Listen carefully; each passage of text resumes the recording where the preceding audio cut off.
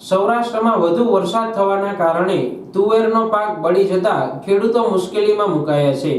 હાલમાં તુવેરના ઊંચા ભાવ અને કપાસના પાકમાં ગુલાબી ઈયળના આક્રમણના કારણે તુવેરનું વાવેતર મોટા પ્રમાણમાં ખેડૂતોએ કર્યું હતું। તુવેર એક જ એવો પાક છે કે જે દિવાળી પછી 2 કે 3 પિયતમાં પાકી જાય છે, એટલે પાણીની અછત ધરાવતા વિસ્તારમાં ખૂબ અનુકૂળ પાક છે।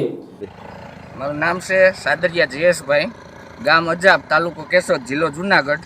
અમે તુવેરનું વાવેતર કરેલું છે, જે અતિવૃષ્ટિ વરસાદના હિસાબે તુવેરનું પાક નિષ્ફળ હાવ ગયેલ છે।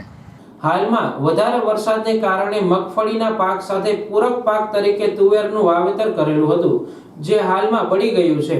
હવે શિયાળામાં નવા પાકનું વાવેતર કરવું પડશે તેવી સ્થિતિ ખેડૂતો માટે સર્જાઈ છે।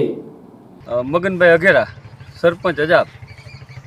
સૌરાષ્ટ્રમાં સૌથી પ્રથમ તુવેરનું વાવેતર અજાબ ગામના ખેડૂતોએ કરેલું। આજે આ તુવેરનું વાવેતર સમગ્ર સૌરાષ્ટ્રની અંદર શરૂ થઈ ચૂક્યું છે।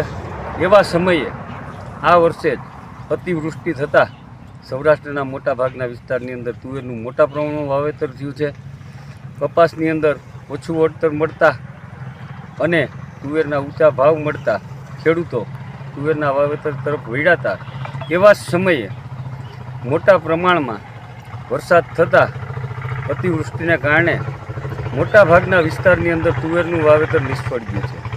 જ્યારે અમારા અજાબ જેવા ગામની અંદર તુવેર એટલા માટે અનુકૂળ છે કે દિવાળી પછી પિયતની કોઈ સગવડ ના હોય, 2-3 પિયતની અંદર તુવેર પાકતી હોય, એ માટે અમારે સંપૂર્ણ અનુકૂળ પાક હતો, પણ તુવેરનું વાવેતર નિષ્ફળ જતાં હવે શિયાળુ પાકની અંદર પિયતની મુશ્કેલીને કારણે ખેડૂતોને સામનો કરવો પડશે।